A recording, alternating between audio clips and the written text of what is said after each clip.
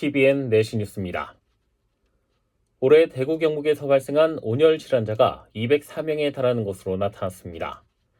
보건복지부 온열질환 응급실 감시 체계에 따르면 5월 15일부터 지난 26일까지 전국에서 발생한 온열 질환자는 1,399명으로 이 중 대구는 45명, 경북은 159명이었습니다. 정부는 장마가 끝나고 오늘부터 무더위가 이어질 것으로 예상됨에 따라 온열 질환 발생에 대한 주의를 당부했습니다.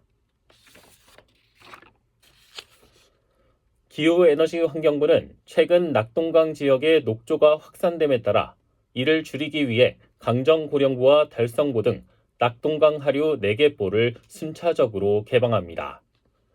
보 1개를 개방하면 3일 이내에 다른 보를 개방하는 방식으로 진행되며 다음 달 5일 전에 개방을 완료할 계획입니다. 보의 수위는 최고 0.9m까지 낮춰지며 시간당 3cm씩 낮춰 생태계 영향을 최소화할 계획입니다. 기후부는 낙동강 녹조가 확산되면 8개 보 전체를 순차 개방하는 방안도 추진할 예정입니다. 대구 경북의 소비자 심리지수가 3개월 만에 둔화됐습니다. 한국은행 대구 경북 본부에 따르면 이번 달 소비자 심리지수는 107.2로 전월 108.4보다 1.2포인트 낮아졌습니다. 다만 작년 6월 회복한 기준치와 비교하면 14개월 연속 웃돌았습니다.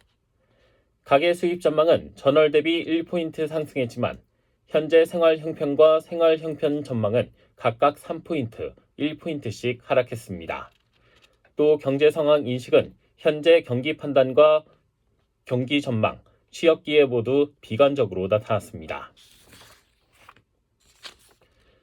경북경찰청은 1,500억 원대 불법 도박 사이트 자금을 세탁한 일당을 붙잡아 12명을 구속하고 2명을 불구속 입건했습니다.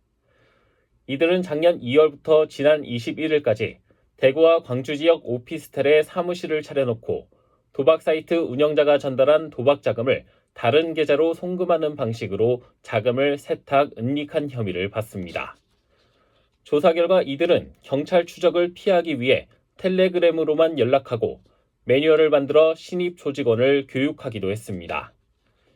이들은 역할에 따라 월 400만 원에서 최고 5천만 원을 챙긴 것으로 조사됐습니다. 경찰은 이들에게 범죄단체 조직 혐의를 적용하고 수사를 확대해 나갈 계획입니다. 경북 포항의 해상 인도교가 무너지면서 사람들이 고립됐다 구조됐습니다. 오늘 오후 1시 10분쯤 경북 포항시 구룡포읍 보릿돌교의 중간 교각과 상판이 무너져 내렸습니다. 다리가 무너지면서 보릿돌교 전망대를 찾았던 관광객과 낚시객 등 17명이 고립됐다 구조됐습니다. 소방은 붕괴 당시 다리를 건너던 사람은 없던 것으로 보고 있으며 만일을 대비해 수중 수색 작업을 벌이고 있습니다.